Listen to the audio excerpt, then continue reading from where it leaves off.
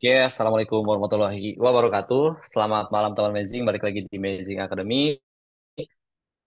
Barengan aku, Dika, bakal jadi host di malam hari ini. Kita akan ngebahas tentang sesuatu yang menarik nih, topik yang mungkin udah ditunggu sama teman-teman ya di sini. Enhance your photography skills with mobile phone. Nah, ini pasti jadi satu topik yang pastinya akan membuat teman-teman nambah skill ya. Karena kan sekarang kalau kita kemana-mana itu pasti bawa handphone. Apalagi kalau mungkin teman-teman yang suka foto, tinggal buka handphone, cekrek, dapat gitu kan. Nah, gimana sih caranya biar dapetin foto yang bagus nih di handphone gitu ya. Terus gimana nanti tips-tipsnya, terus nanti update segala macamnya itu kayak gimana, nanti kita akan bahas bareng sama Kak Habib Yusyaf. Nah, Kak Habib juga udah join di tengah-tengah kita, tapi seperti biasa teman-teman, sebelum kita ke speaker hari ini, aku bakal ngebahas sedikit tentang Media sama Media Academy. Nah, buat teman-teman di malam hari ini, terima kasih udah join nih di malam Jumat ya, teman-teman. Besok udah hari Jumat, besoknya lagi weekend. Nah, mudah-mudahan teman-teman yang join hari ini tetap semangat, biar kita bisa belajar bareng sama Kak Habib. Kalau teman-teman nanti ada pertanyaan atau apapun itu, bisa disampaikan via kolom Q&A ya, teman-teman. Kalau pertanyaan mungkin di Q&A aja, tapi kalau misalnya chat biasa, boleh di kolom chat. Tadi aku juga udah lihat nih ada beberapa teman-teman yang udah join dan udah absen langsung ya. Udah ada dari beberapa kota nih, ada yang dari Aceh tadi aku lihat kalau nggak salah, ada Manado juga, Madura, Makassar, ada dari Indonesia, dari Jakarta juga hadir. Nah, ini kayaknya belum semua join, tapi nggak apa-apa, kita mulai dulu aja biar nggak terlalu ngaret. Nanti teman-teman yang baru join juga nggak masalah, karena nanti akan ada rekamannya, teman-teman. Jadi nanti teman-teman juga bakal bisa cek lagi gitu ya, videonya seperti apa, ataupun pengen dengerin gimana, itu bisa banget.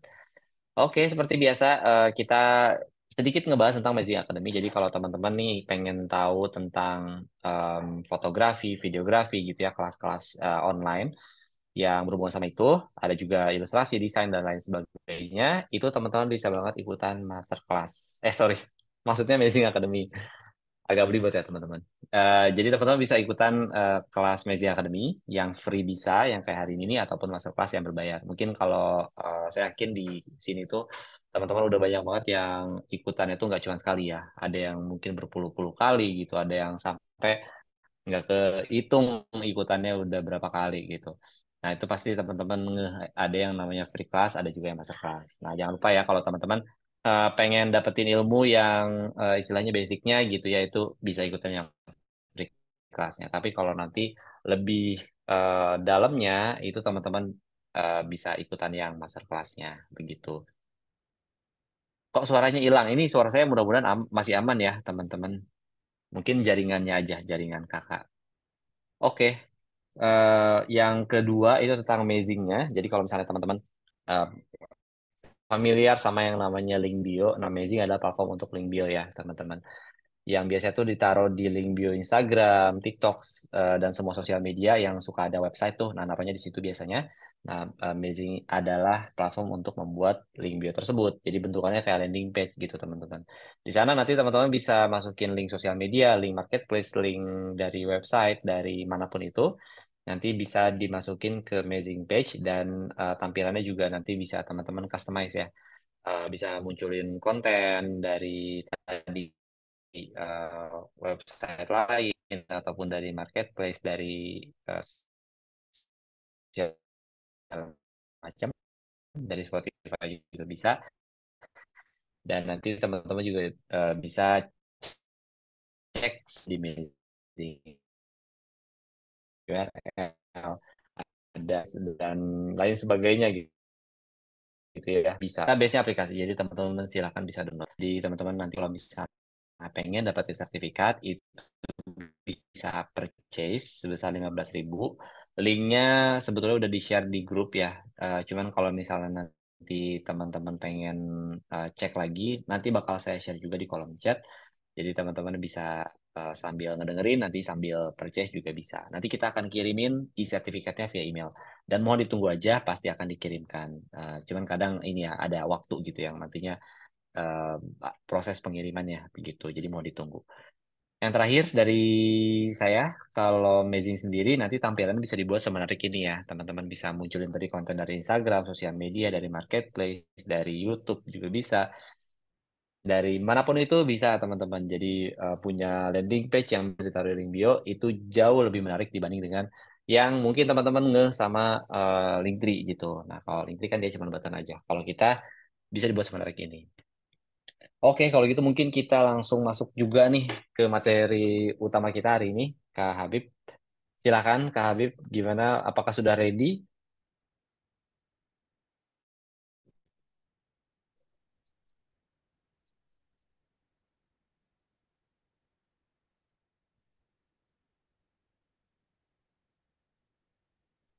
Halo, Kak. Suara saya masuk ya tadi kayak aman ya? Sekarang udah masuk, udah Ya, aman. oke, siap. Berarti kita Oke, kalau langsung gitu silakan, Kak Habib, dimulai saja. biar nggak makin lama lagi nih kayak waktunya lagi karena tadi udah ngarek berapa menit ya. Langsung aja kita mulai ya. Selamat malam semuanya. Terima kasih kepada teman-teman yang udah mau join di Amazing Academy yang request ini. Perkenalkan nama saya Habib Misyaf dan kali ini saya akan membawakan tema tentang enhance your photography skill with mobile phone. Jadi di sini tuh kita tuh lebih bercerita ke pengalaman ya karena ya, introduction doang. Jadi ya kita paling coba cerita sering kita hadapi. Utama kan apa ya, banyak orang yang pikir mungkin kalau misal kamera bagus itu pasti hasilnya akan bagus juga. Kalau sebenarnya belum tentu. Padahal kamera itu hanyalah alat. Yang paling utama itu adalah skill kita untuk memanfaatkan alat tersebut. Nah, tapi memang tidak dipungkiri juga kalau misal kita punya gear yang bagus, gitu kan, skill kita pasti akan lebih bagus daripada orang yang apa namanya punya gear yang standar lah gitu. Ya jelas dong, karena misal kita mampu beli kamera minim format gitu, kita bandingkan dengan kamera HP. Ya ketika dicetak ya sama-sama pasti hasilnya kualitasnya lebih bagus yang minim format. Cuman memang apa namanya ketika kita ngelihat hasil ya gitu dari sisi komposisinya, terus eh, seninya, nah itu pasti akan terlihat berbeda lah gitu loh dengan orang yang punya pengalaman, dengan orang yang punya skill, dengan yang masih belajar. Kebetulan juga saya juga masih belajar sih sampai betul. Oke, lanjut aja. Sebenarnya apa sih mobile fotografi itu gitu ya? Ya seperti yang kita ketahui sebenarnya ya mobile fotografi itu ya apa namanya sebuah proses untuk menghasilkan suatu karya foto ya melalui kamera ponsel gitu. Ya simple as that aja sih mobile fotografi itu. Lalu gimana nih cara kita untuk ningkatin apa namanya skill kita di fotografi tapi hanya dengan menggunakan mobile phone atau smartphone gitu. Nah di sini saya akan membagi tiga apa namanya subtema. Yang pertama itu ada di know your gear, kedua ada learning how to compose, dan terakhir adalah editing app. Nah, ini kita akan kupas satu persatu ya di malam ini. Yang pertama, know your gear. Ini artinya adalah kita harus paham tuh gear yang kita punya. Kalau dalam hal ini berarti HP kita ya. Uh, kita tuh seperti apa gitu spek HP kita ini gitu. Contoh misal HP kita itu misal Apple atau Samsung atau Oppo. Nah di dalamnya itu tuh terdapat fitur-fitur apa aja gitu loh di dalamnya. Contoh kalau misalnya yang sering saya sharing itu ya di Instagram reel saya, kalau teman-teman melihat Instagram saya di @habib_misha. Nah itu kan saya sering share karena saya pengguna iPhone kan, saya sering share banyak sekali menggunakan fitur-fitur yang langsung ada di kamera iPhone itu sendiri gitu. contoh kayak misal fitur live yang mana itu bisa kita ganti menjadi long exposure gitu, dan itu bisa kita manfaatkan lah. Dan juga untuk bisa juga mempermudah kita untuk membuat foto lebih indah lagi, terutama misal contoh kayak long exposure tadi gitu ya. Nah itu nanti akan kita bahas lagi di kelas master class-nya. Di sini kita cuma pengenalan doang.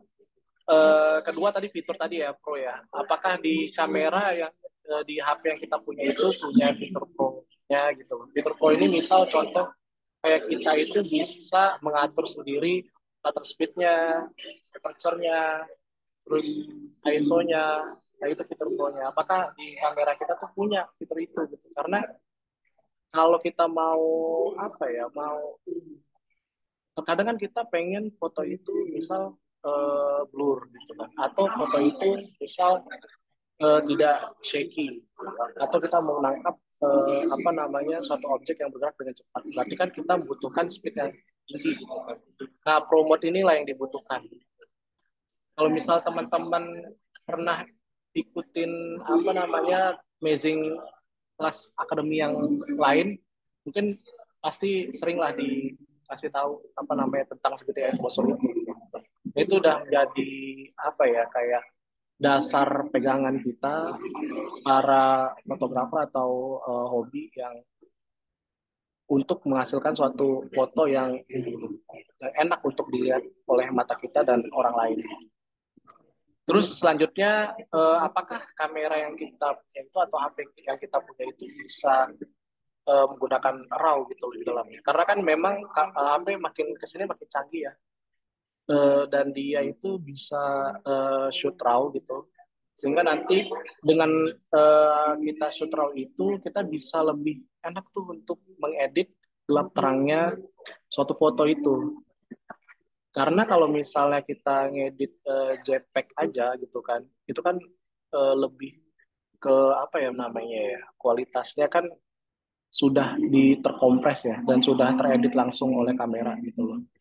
Jadinya ya apa namanya, eh, ketika kita mau mengedit lebih, misal katakanlah kita mau merecover shadow atau menurunkan highlight, itu kita tidak seleluasa ketika kita shoot menggunakan RAW. Nah, seperti itu. Terus yang selanjutnya itu, apakah kamera kita tadi bisa shoot long exposure? Contoh kayak iPhone itu kan bisa, misal kita kan foto menggunakan fitur live-nya, lalu nanti ketika udah jadi live itu kan bisa kita gantikan long exposure. Nanti itu ada contohnya nih di di slide selanjutnya.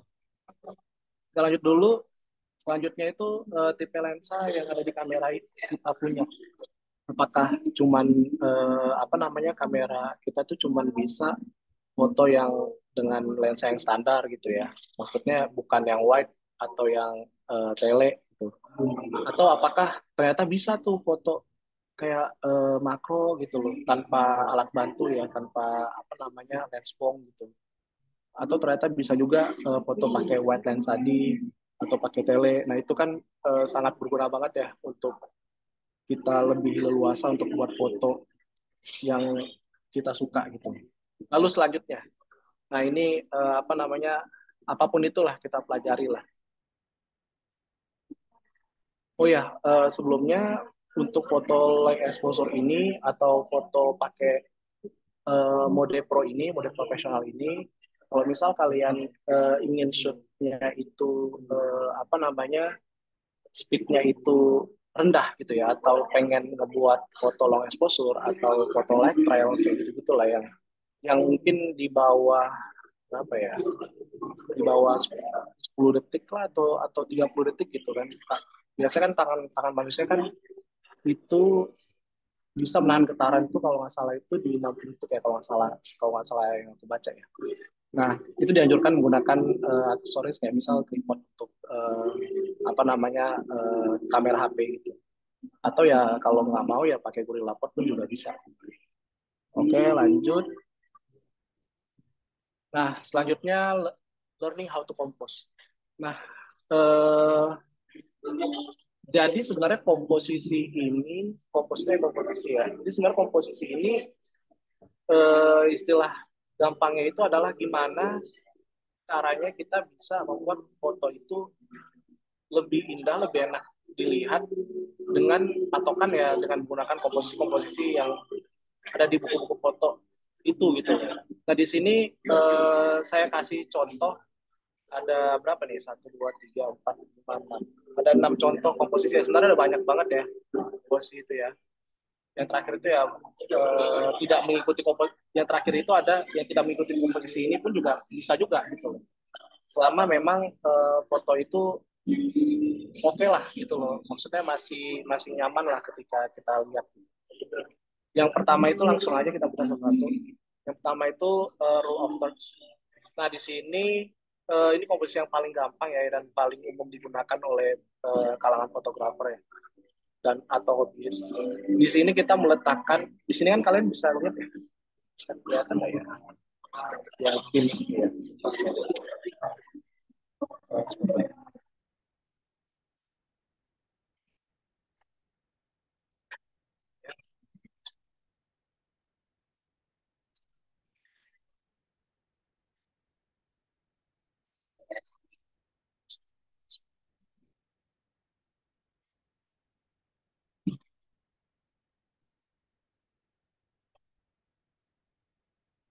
Nah, sorry, di rule of third, di komposisi rule of third ini, jadi kita meletakkan objek yang kita pengen yang menjadi point of interest kita, yang pengen kita tonjolkan di satu komposisi kita di titik-titik yang ada merah-merah.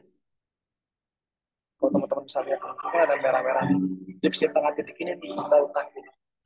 Atau bisa juga di 2/3, di 2/3 ini kan ada satu, dua, tiga gitu ya, tiga bagian ya.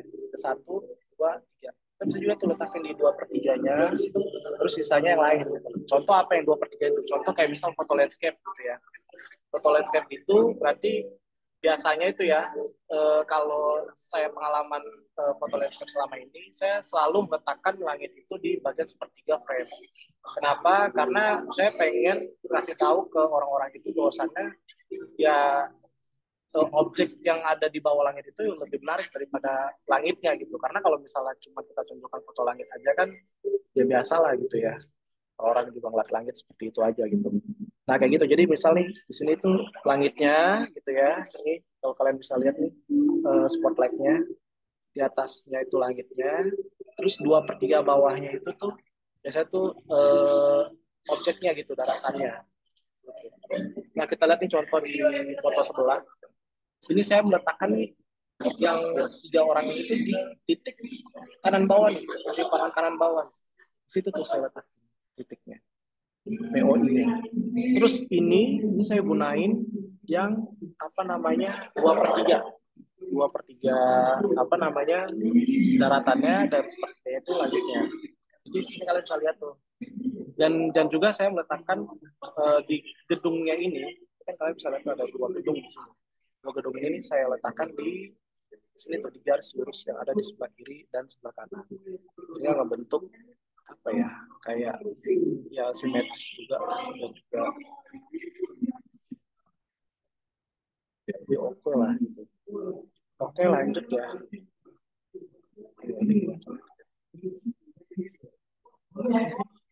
Oke lanjut.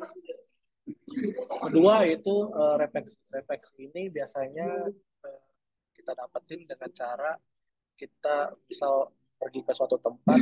Misal dulu nih saya nih pernah tinggal di Aceh tuh. Kalau kalian ke Aceh kan ada kubangan di Masjid Baitur Rahmannya itu ada kayak apa ya kayak kolam gitu ya yang dibuat gitu di depan masjidnya. Nah itu tuh bisa tuh dimanfaatkan untuk foto refleksi dari masjidnya gitu.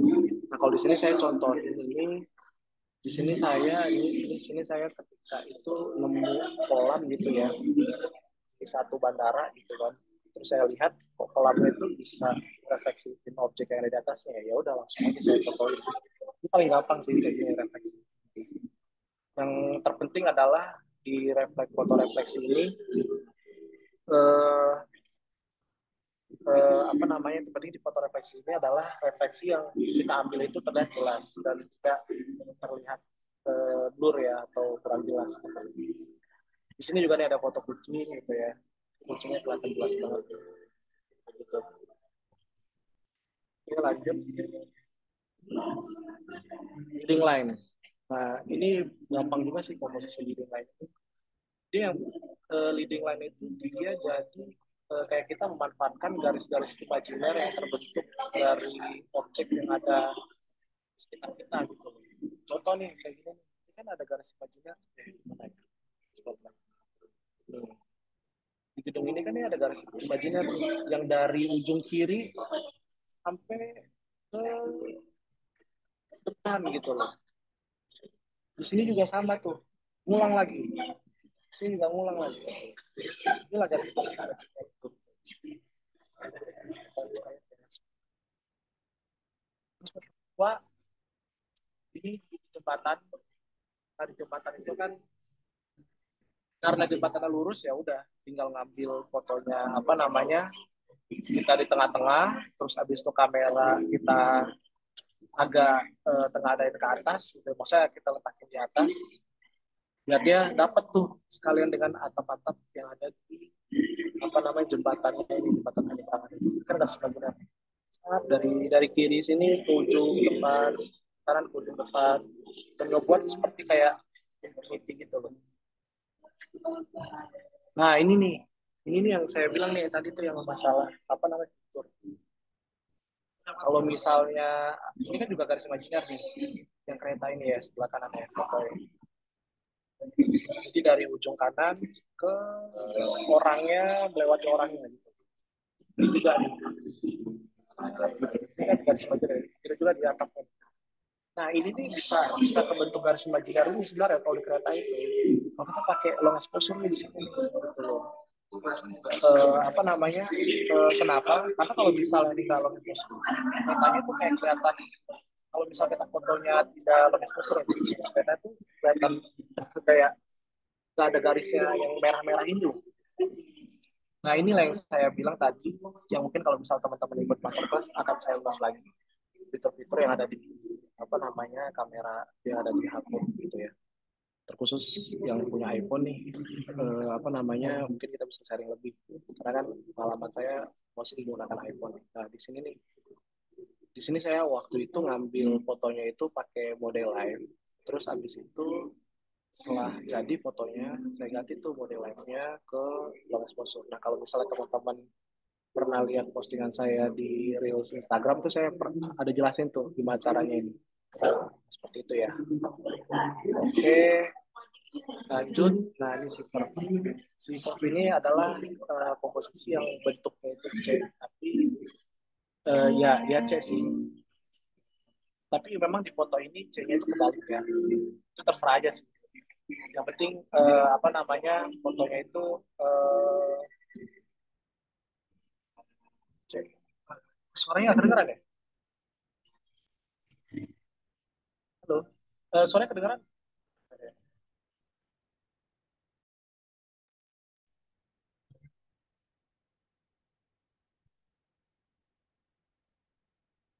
Oh iya, sorry ini aman ya? Oke, oke, siap, siap, siap. Sorry soalnya lagi di apa namanya di tempat acara. Jadinya ya begini harap maklum ya teman-teman ya. Lanjut yang komposisi selanjutnya itu silkap. Itu yang penting kalian cari huruf-huruf yang bentuknya itu ya kayak C, kayak itu C beneran C atau C kebalik ya terserah. Di sini saya foto di Jepang. Nah kebetulan itu kan ada menara ya di situ ya. Terus habis itu atapnya itu bentuknya kayak melingkar begini nih, setengah lingkaran gitu nih. Ya udah saya arahin aja ke atas. Lalu biar di sebelah kirinya itu sebelah kiri ini tuh nggak kelihatan kosong, ya udah saya tambahin apa namanya menara yang ada di sekitar sana gitu. Seperti itu. Kalau selanjutnya itu minimalis. Minimalis ini paling gampang sih contohnya. Apalagi kalau misal teman-teman itu tinggal di daerah Jakarta ya yang mana banyak di sana gitu. Yang penting itu kuncinya adalah jangan sampai objek kita itu distract atau ada objek lain yang masuk ke dalam foto itu. Kalau bisa kita mau contoh nih kayak gini foto yang lampu gitu kan, ya udah tiang lampunya aja. Jangan sampai misal nanti di bawahnya ternyata ada kayak pohon lah atau apalah, atau misal kita mau foto gedung gitu kan, ya udah gedungnya aja gitu kan. Tidak ada lagi misal kanan kirinya kayak yang menghalangi yang kita pengen foto. Atau kalau mau foto yang kita lagi misal misal gedung ini kan ada kaca-kacanya tuh ya. Nah kita zoom tadi tuh pakai tele itu, kalau misal kamera HP kita mau pakai telelens, pakai telelens, nah kita zoom ke sini tuh. Waktu itu kita bisa ngasilin foto yang lebih bagus lagi tuh, yaitu ya isinya ya cuma kaca-kaca di gedung ini. Kita biar tambah cakep sebenarnya, kalau misal gedung itu atau kacanya itu tuh terkena sinar matahari tuh, dan nanti tuh akan tercipta tuh shadow dan highlight yang ada di kaca gedungnya.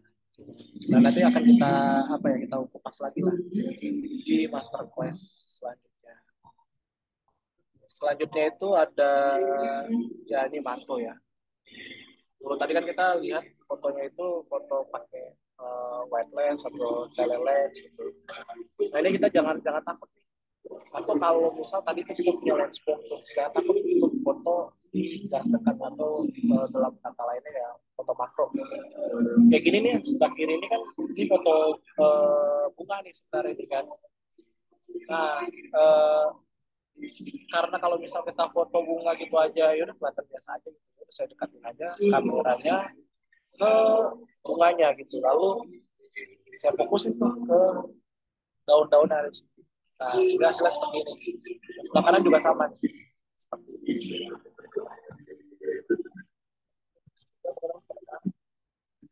Yang terakhir itu adalah aplikasi edit untuk HP. Sebenarnya sih apa ya? Eh, Kalau misalnya foto itu tidak diedit, sebenarnya ya oke-oke aja, cuman kan akan lebih cakep kalau misal kita edit lagi foto yang udah kita jadikan tadi foto biar terlihat lebih cakep lagi. Karena kan kadang apa ya, kita fotonya itu bisa jadi miring atau misal kadang shadownya terlalu tinggi ya, atau terlalu tinggi juga, sehingga ya alangkah lebih baiknya misal kita atur lagi atau kita tambahin warna di dalamnya. Nah, di sini ada beberapa aplikasi yang saya rekomendasi untuk aplikasi edit, itu salah satunya kayak Snapseed, like untuk yang mobile itu ada ya, like. Atau kalau mau lebih rajin ya foto, tapi ya nggak perlu lah. Terus yang terakhir itu ya ya kamera apa, editing kamera kita HP sendiri gitu.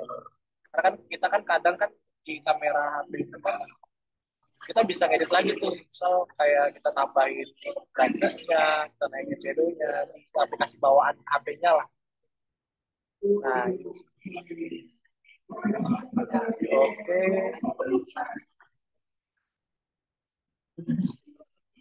Oke, cukup sekian ya teman-teman materinya.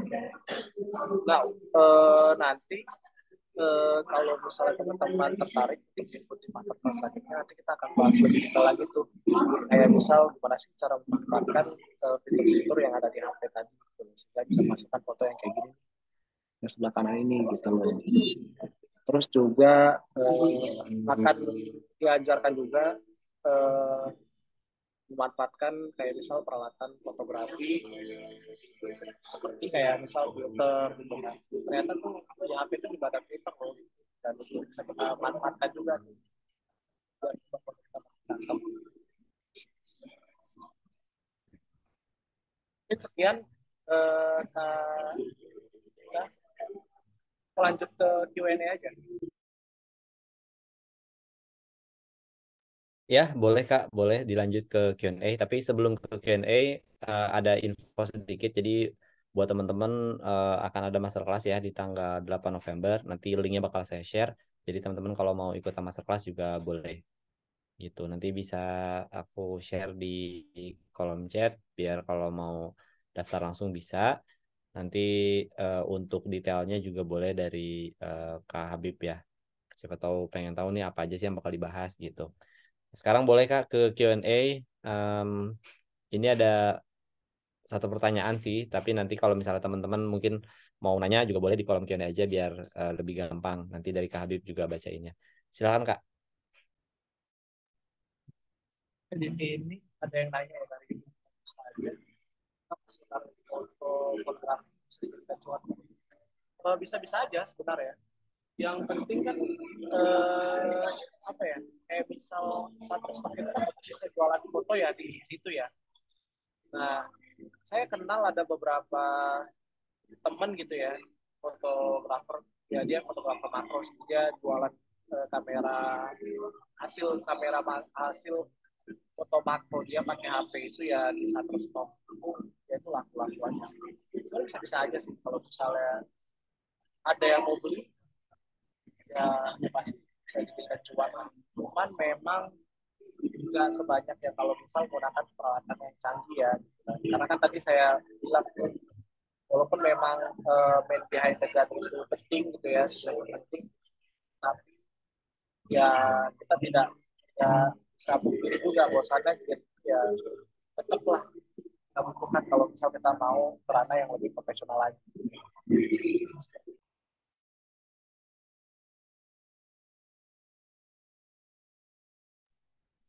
Oke, selanjutnya ada dari hal itu Rohman. Kak, apa rekomendasi HP jadul yang bagus untuk foto? Kalau rekomendasi, aku banyak banget nih dapat dapat pertanyaan kayak gini nih, rekomendasi gitu kan.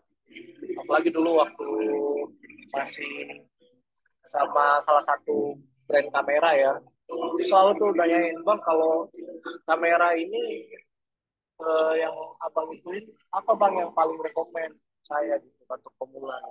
Kalau aku sih selalu jawab ya kalau pertanyaan kayak gini tuh kembali ke budgetnya lagi gitu kan.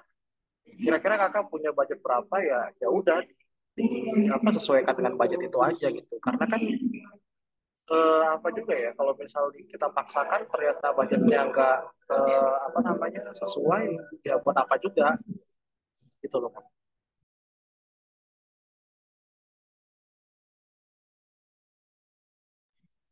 Oke, lanjut dari Haria Danu. Selamat malam, izin bertanya untuk pemotretan dengan kamera HP, apakah diperlukan perangkat tambahan lainnya seperti tripod, laser, dan filter? Dan boleh dong Kak, di-spill apa aja perangkat tambahan yang biasa Kakak bawa? Oke. Dan apakah smartphone fotografi ini terjadi secara spontan atau memang biasanya Kakak mencari spot untuk memotret? Nah ini sebenarnya sih akan kita bahas di masterclass ya. Tapi ya nggak apa-apa nih, aku spill dikit dulu. Perangkat tambahan lainnya, tripod lensa filter itu sebenarnya penting nggak penting sih kalau bagi aku pribadi ya. Tergantung kita mau foto apa dulu gitu.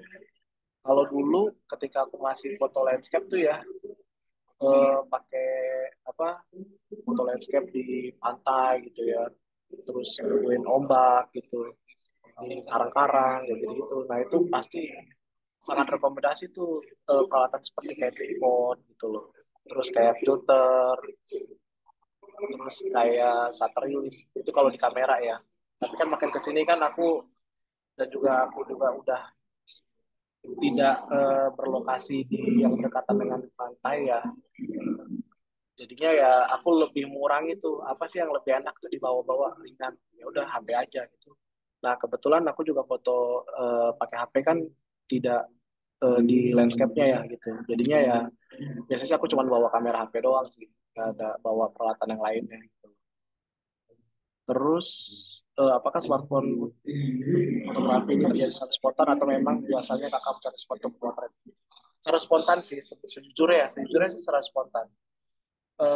Kalau dulu iya tuh waktu masih rame di komunitas foto tuh kita emang sengaja tuh pergi ke satu spot, terus ya kita fotoin tuh spot yang ada di situ gitu loh. Cuman kalau sekarang ini kan karena apalagi setelah pandemi ya jadinya kan banyak orang yang lebih prefer tuh hunting tuh ya sendiri-sendiri gitu loh. Jadinya ya apa ya lebih ke spontan aja sih aku sih kalau selama ini kalau misalnya foto itu ya bisa lagi jalan kemana ngelihat apa namanya ngelihat satu objek info kayaknya keren ya kalau dibuat kayak gini Ini kok kayaknya keren ya kalau misal dimasukin untuk foto ini gitu loh. Kok kayaknya objeknya mantap ya. Terus tinggal tunggu orang aja yang lewat atau gimana. Itu sih lebih ke sananya. Dan dan saran dari saya juga ya sebenarnya itu kalau misalnya kita mau lebih jago tuh untuk foto itu ya satu hal ya jangan jangan malas sih untuk potret. Karena kalau di dalam grup Telegram saya kebetulan ada grup Telegram yang isinya itu teman-teman kalau misalnya mau nanya tentang fotografi apa aja kita bisa sharing di sana gitu. Dan tanpa ini ya tanpa adanya rasa baper atau apa ya gitu ya.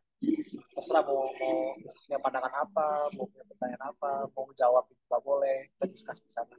Nah itu biasanya tuh saya selalu tekanin jangan lupa gitu loh untuk minimal tuh sehari itu foto karena dari aku pribadi sih sekali jepret itu sebenarnya sekali belajar. Jadi kalau misalnya perbanyak jepret ya berarti kita banyak banyak belajar kayak gitu. Lanjut brand selanjutnya itu boleh izin bertanya untuk foto low light menggunakan HP apa yang harus kita perhatikan agar hasilnya bagus dan bagus. Nah, untuk foto low light ya pakai HP ya. Ini PR sih sebenarnya. Karena kan dari sensor aja HP itu kecil ya. Sehingga juga kita akan lebih sulit tuh untuk foto low light dengan HP. Cuman bisa kita akali dengan cara misal di HP kita itu punya eh, apa fitur profesional tadi. Terus abis itu kita buat report gitu. Tapi tergantung juga nih kita mau foto apa nih low light. Kalau misalnya kita mau foto yang tadi leading line jalanan gitu kan, berarti light trail kayak gitu ya.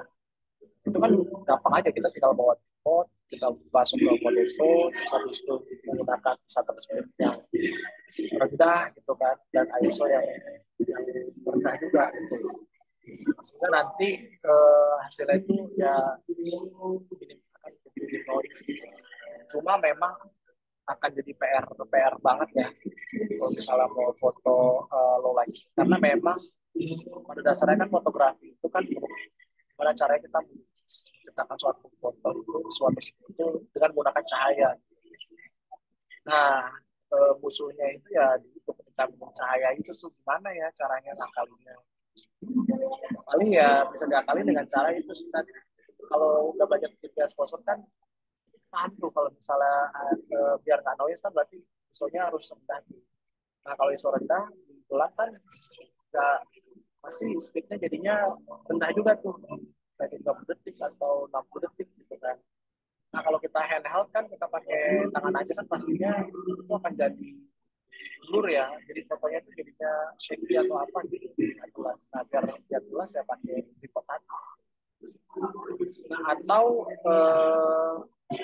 bisa diakalin dengan cara ini ya kalau misal kita mau foto kayak portrait atau foto misal kayak ya udahlah kayak foto street biasa gitu kan foto jalanan biasa bisa kita kali dengan cara kita coba foto kita cari apa namanya suatu lokasi yang mungkin apa namanya di tempat itu tuh punya cahaya yang cukup untuk kamera kita untuk ambil gitu loh jadi kita nggak perlu apa ya misal contoh yang gambaran pikiran saya itu kayak di pom bensin misalnya gitu kan pom bensin itu kan tuh terang banget tuh kan sekitarnya kan gelap ya udah gitu situ foto misalnya kan pasti hasilnya oke lah walaupun ya standar aja sih kalau bagus pom bensin SPB.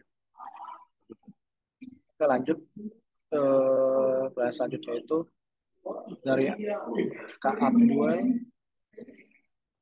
apa yang membuat hasil foto kita bernilai lebih dari foto biasa kan?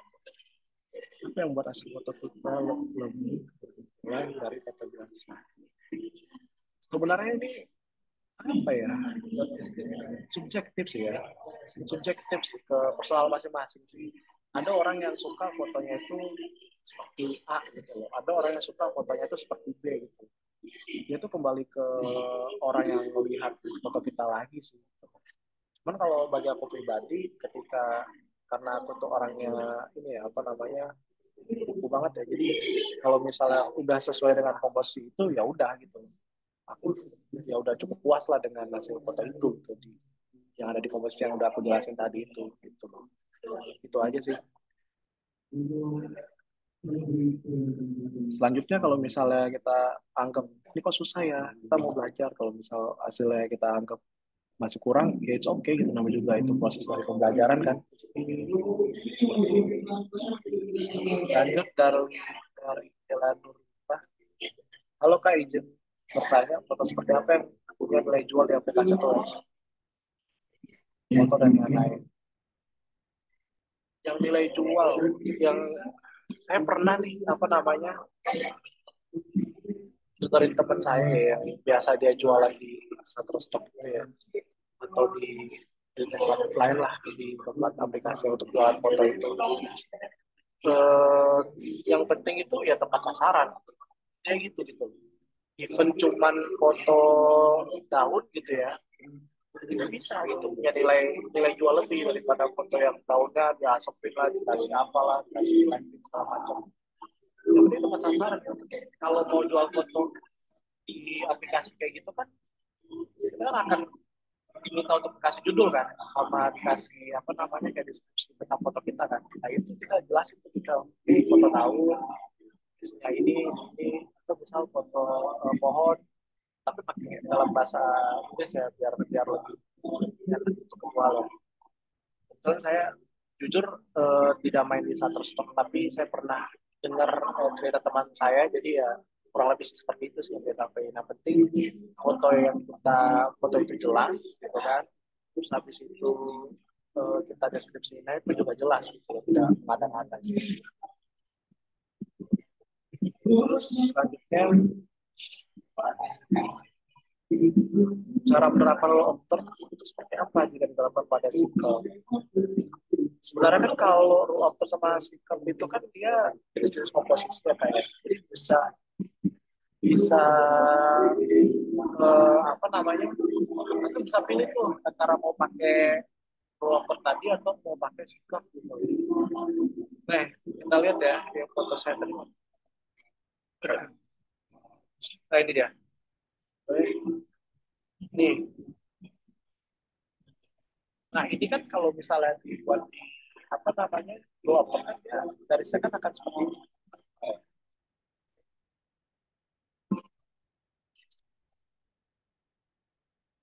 Tahu-tahu aja ya. Yang lebih nih ya, saya nggak pakai.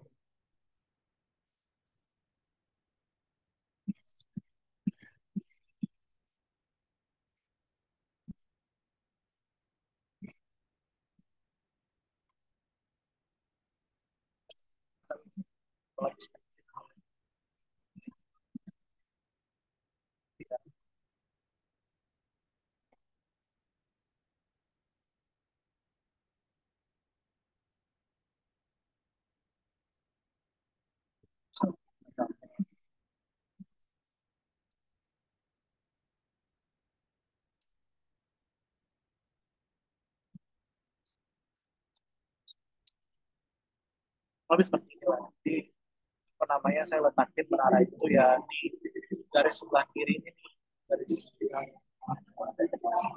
atas menaranya gitu loh. Dan pastinya tuh di simpangan sekarang, karena memang pada saat itu apa namanya atapnya itu bentuknya kayak C gitu kan, ya udah sekalian aja saya masukin atapnya.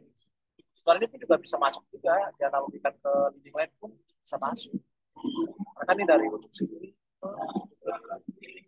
sampai ke atas.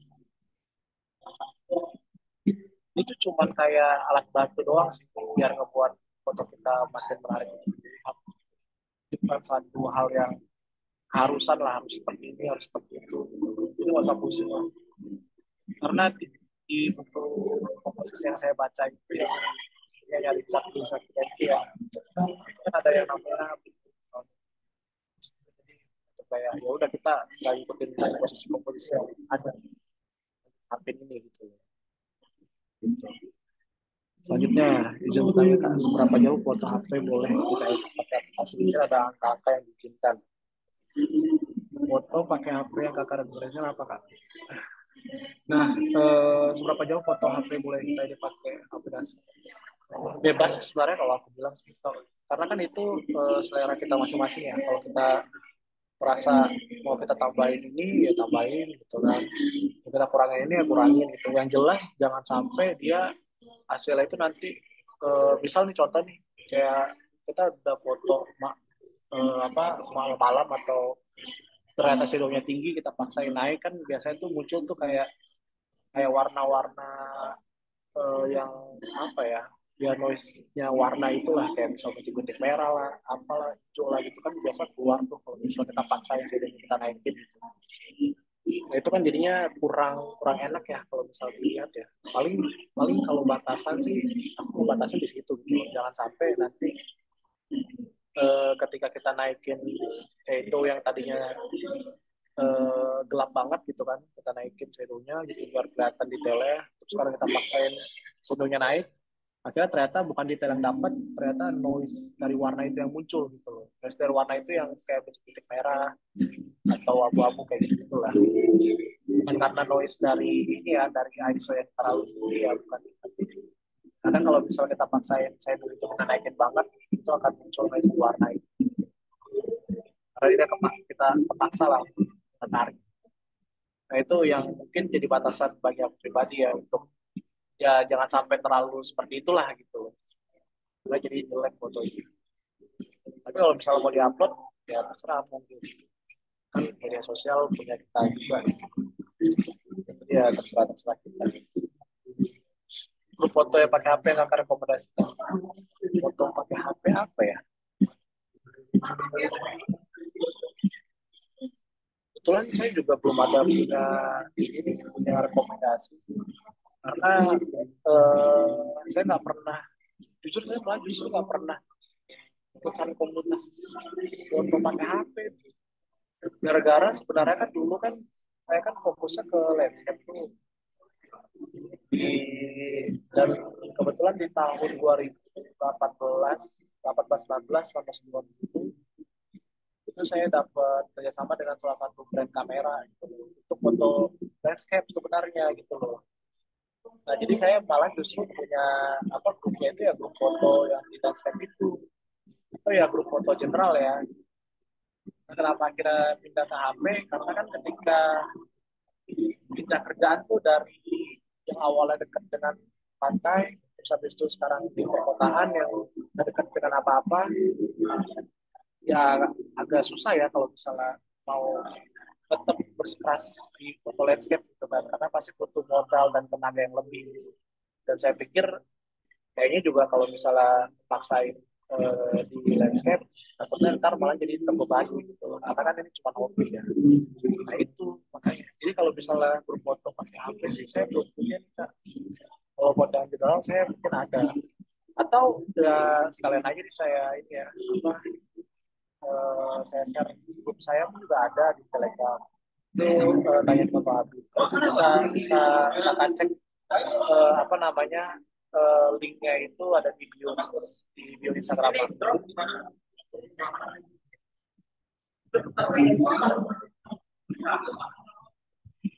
Terus Tera satu stok koplo. Waduh, kalau koplo saya bingung juga ya karena saya pemain satu stok yang pertama gitu ya. Terus kedua mungkin mungkin gini aja buat akun baru lagi kecil ya. Gitu. Kecuali kalau misal gelapnya udah ada yang cair ya, udah ada yang baru gitu. Bisa email atau stoknya atau gimana. Kalau selama nggak ada, buat akun baru aja sih. Selanjutnya kita dalam jual foto yang kita masalah apa apakah bisa jual ke kolektor dan jualnya kalau ke kolektor kemana apakah atau bungkus. Nah ini sebenarnya oke-okean juga sih ya foto kita beli di selain aplikasi tadi gitu ya. Misal ada orang lain lihat fotonya kayak bagus nih buat kita beli. Itu semua oke-okean aja sih kak. Tergantung kita juga. Gitu. Kalau misalnya untuk apa namanya atau komunitas gitu ini belum ada yang saya temuin ya. Dan juga kayak ya itu ya kembali ke orang juga itu mungkin kalau misalnya orang lain tuh melihat pengen di hasil kamera dari foto HP gitu ya hasil HP ini kan mereka akan berpikir beberapa kali gitu loh untuk beli gitu. Kecuali kalau misal fotonya itu benar-benar ini ya benar-benar unik ya baru ya jadi akan laku gitu. Tapi kalau misalnya enggak ya ya realistisnya sih seperti itu gitu. Oke, lanjut ya pertanyaan di chat ya.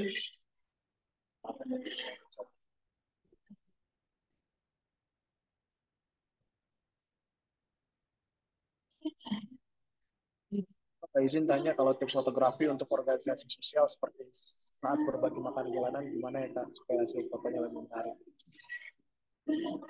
Nah, eh, berarti ini kayak foto satu acara gitu ya maksudnya ya mungkin ya. Ya yang penting kan kalau misalnya foto satu event itu yang penting konsep kita itu adalah kita bisa menceritakan tuh di foto itu tuh gimana proses sebelum pelaksanaan sama setelahnya gitu loh. Nah itu tuh yang penting tuh. Nah untuk membuat foto seperti itu gimana? Ya yang pastinya itu butuhin apa namanya pengalaman yang eh, banyak ya gitu ya. Seperti misal foto sebelum berarti kan kalau tadi tuh apa tuh tadi eh, organisasi sosial seperti saat berbagi makanan di jalan gitu kan. Berarti ya persiapan ketika mereka packingnya gimana gitu loh. Terus habis itu berapa kotaknya itu kita abadikan fotonya. Nggak perlu bagus-bagus fotonya, nggak perlu terlalu teknis. Ikutin komposisi yang tadi saya sebutin fotonya. Yang penting alurnya itu ada gitu loh. Jadi ketika apa namanya, ketika di posting di media sosial itu kelihatan tuh alurnya tuh mulai dari packingnya, terus habis itu mulai dari jalannya ke lokasi untuk berbaginya, terus pada saat penyerahannya, terus pada saat selesai gimana. Yang penting itu jelas aja sih.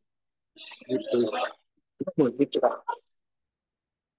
Oke, sepertinya nggak ada lagi ya yang pertanyaan yang ada di chat ya, Dika ya. Atau ada lagi yang mau tanya? Silakan saya tunggu. Tapi sepertinya udah nggak ada lagi ya. Gimana nih Kak Dika? Oke, sip. Kalau misalnya memang udah nggak ada lagi, mungkin nggak apa-apa, Kak Habib kita sudahi aja kelasnya. Teman-teman nggak perlu khawatir karena ada masterclass juga di tanggal 8. Jadi nanti teman-teman bisa ikutan ya di tanggal 8 itu. Linknya udah saya share tuh di kolom chat. Nanti kalau misalnya teman-teman mau lihat updatean di Amazing juga ada. Nanti bisa cek juga di link bio-nya Amazing. Begitu.